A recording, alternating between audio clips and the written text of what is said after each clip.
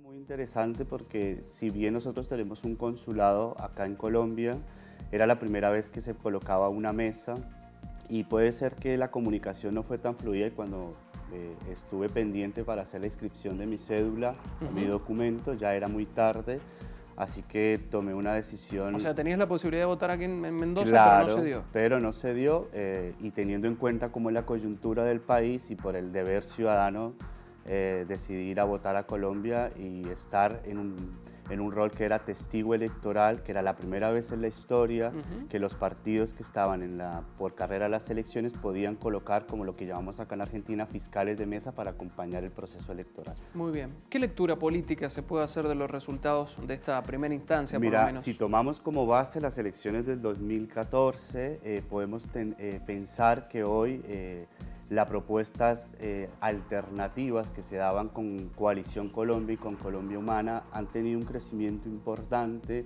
lo que quiere decir también que la sociedad hoy está pensando en que hay una crisis de representación de los sectores que siempre han tenido el mandato o han tenido el poder. Estar en Bogotá, por ejemplo, la semana pasada en el proceso de las elecciones, permitió ver que hay discusión de política desde los jóvenes, desde gente más grande, tratando de entender que hay otras propuestas que pueden dar transformación al país y más allegadas a lo que es el proceso de paz, que nos ha costado muchísimo entender que podemos tener una sociedad en paz, salir de la guerra, pero también hay toda una maquinaria que sostiene esta guerra ilegítima. Bien, fue un revés para Juan Manuel Santos. Es un revés para Juan decir, ¿no? Manuel Santos, para Uribe y para todo el sector conservador en Colombia. Es la primera vez en la historia, podríamos decir, que un candidato como Gustavo Petro y Sergio Fajardo han podido hacer dos propuestas diferentes en cuanto a lo que se venía manejando tradicionalmente, sin de pensar también que Gustavo Petro ha hecho una carrera política desde casi los 20 años, pasando por el Consejo, luego por la Alcaldía de Bogotá y con resultados más hacia una justicia social, a una política de equidad, en donde la mayoría de los sectores populares han tenido o han visto el restablecimiento de las instituciones democráticas. Se ha hecho un foco especial en los acuerdos con la FARC, los acuerdos de paz, ¿no? Exacto. Y no tienen las mismas posturas los candidatos, ¿no? Que eso es ese es el llamado que estamos haciendo a la ciudadanía, porque las otras dos propuestas que habían diferentes a la Iván Duque siempre quieren respetar el acuerdo de paz y ese consenso básico al que llegamos, ¿no? El poder desmovilizar y el poder llegar a cumplir los acuerdos de paz de La Habana. Hoy estamos en la encrucijada de votar la guerra y votar la paz, dar la continuidad a un proceso que nos ha costado muchísimo a nosotros los colombianos. Bien, Carlos, vamos a invitar a esta charla justamente a Michael Armero, es referente operativo del candidato progresista Gustavo Petro, está en comunicación con nosotros a través de videollamada y qué mejor que conocer de la voz de él la situación actual en Colombia, ¿no? Y después de los primeros resultados. Michael, gracias por atendernos del Canal 30 de la Televisión Digital Abierta, Mendoza, Argentina. Lucas Laborda te saluda. Bueno, muchísimas gracias por la invitación a todos. Un saludo para toda la teleaudiencia o internet audiencia, se le podría decir, a esta nueva faceta de televidentes. Bueno, muchas gracias. Gracias a vos por el contacto. Contanos, ¿cuál es la lectura política que hacen después de los primeros resultados? Bueno, básicamente lo que está ocurriendo en Colombia es que hoy por hoy quienes están tomando la posición y quienes están tomando la campaña son la ciudadanía y los jóvenes.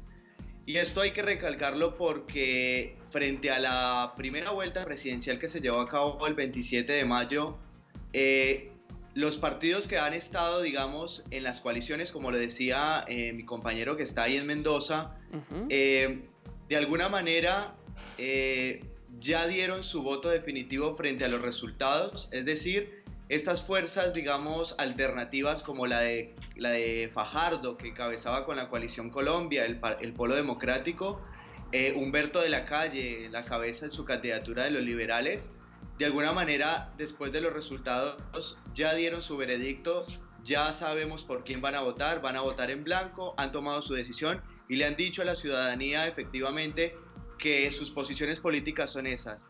Para nosotros, estos golpes, más que golpes a la democracia, son golpes históricos que siempre se han dado, y lo que se ha estado convocando es que la ciudadanía no debe seguir, digamos, los lineamientos de estos personajes, en el sentido de que son sus propuestas unipersonales de cara a la segunda vuelta, pero no son las propuestas de la ciudadanía frente a estos resultados.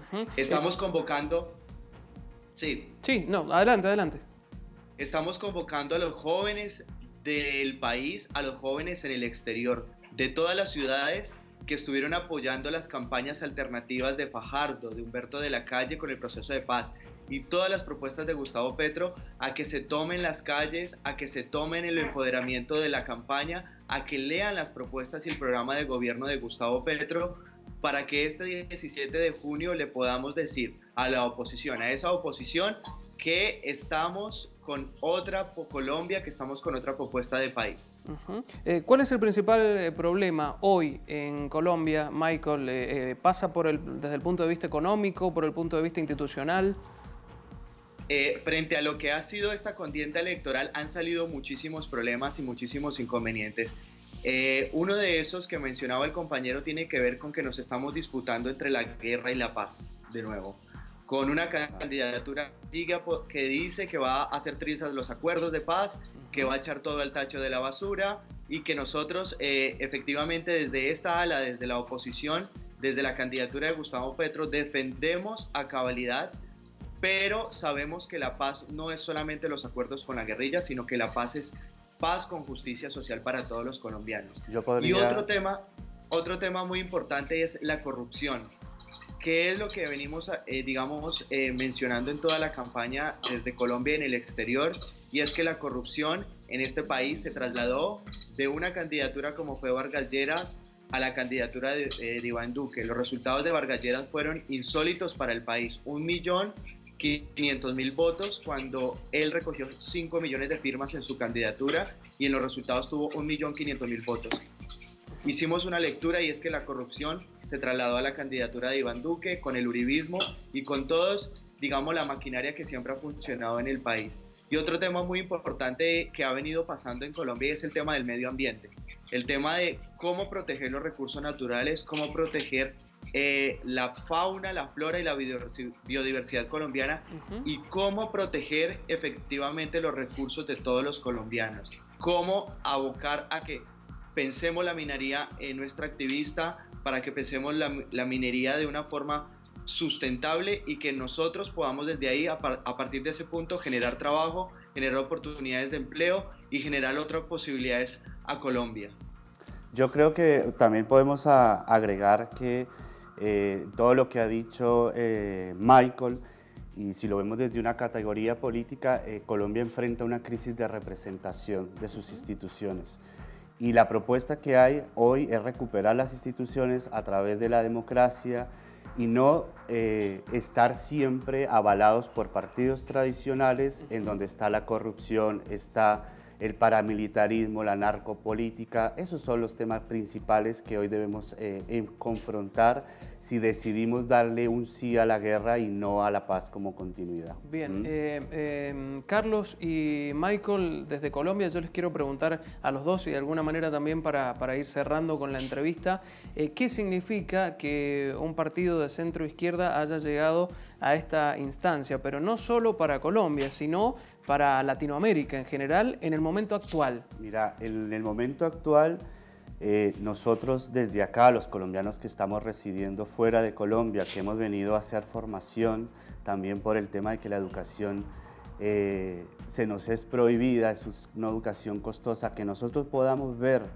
que Colombia o que la sociedad colombiana empieza a representarse desde otro sector, es importante, porque Colombia geopolíticamente tiene un rol importante en América Latina, un rol que va a permitir también que otros países en Centroamérica puedan pensarse en proyectos políticos alternativos. No es casual que lo que en la noticia que mencionabas hoy, la destitución de Rajoy, es el mundo el que está pidiendo otras representaciones a los poderes tradicionales. Así que para nosotros y para mí es muy importante que haya esta movilización y el poder decirle a los jóvenes conozcan las propuestas y que sea un voto consciente. El voto en blanco para mí es una invitación como un voto castigo que no dice mucho. Bien. Así es.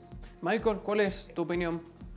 Javier, antes de avanzar quería hacer una corrección, quizás de pronto para no generar confusión, y es que yo no estoy en Colombia, estoy en Buenos Aires y entiendo que ustedes están en Mendoza en estos momentos acompañándonos con la transmisión en vivo. Sí. Hago parte de una campaña y soy referente operativo de una campaña acá en la ciudad que se ha venido manejando también a nivel internacional. Y en cuanto a tu pregunta, la verdad que para nosotros ha sido histórico, ha sido demasiadamente importante y ha sido un hecho sumamente vital para las políticas alternativas en Colombia. Revalorizamos, uno, que haya llegado un candidato a segunda vuelta electoral, a un balotaje vivo, y con esto no queremos generar, digamos, alguna situación como de inconformidad, pero en la historia de Colombia, para los colombianos que nos ven y para los compañeros argentinos y los televidentes, la historia de Colombia sufrió mucha violencia con los candidatos que llegaban a segunda vuelta y la violencia los golpeaba y los asesinaba. Para nosotros ha sido histórico que haya llegado un candidato a la presidencia sin ataques de violencia, pese a que hubo una situación en Cúcuta antes de la primera vuelta contra Gustavo Petro, pero en un balotaje ha sido muy importante que Gustavo Petro pueda decirle a los colombianos y pueda decirle a todos los ciudadanos que estamos con una propuesta alternativa. Y ha sido muy importante porque efectivamente, como dice el compañero que está en Mendoza, la ciudadanía es quien está haciendo un llamado con el voto de opinión. En Colombia hubo más de 9 millones de colombianos que dieron un voto de opinión el 27 de mayo, diciéndole al país y a toda la maquinaria corrupta que siempre ha estado en el país que no los queremos más en el poder, no los queremos más en el gobierno y estamos cansados del mismo lenguaje y del mismo discurso y de lo mismo que por tanto tiempo nos han vendido. Y es por eso que estamos invitando a la ciudadanía a que se empodere de la campaña y salgan a decirle efectivamente el 17 de junio a las alternativas que los apoyamos y que estamos con Gustavo Petro como presidente. Muy bien. Michael, muchas gracias por el contacto, ha sido muy amable. A ustedes por habernos invitado y muchísimas gracias y esperamos que efectivamente el 17 de junio nos acompañen y estén con nosotros en esta elección que va a ser histórica para la región y para Colombia. Muy bien, un abrazo grande. Bueno, 17 de junio entonces la segunda vuelta allí en Colombia. Bueno, muchísimas gracias por el espacio y así es, invitamos a todos los colombianos que están acá en Mendoza que puedan asistir al puesto de migraciones, que ahí va a estar la mesa, quienes han inscrito su cédula.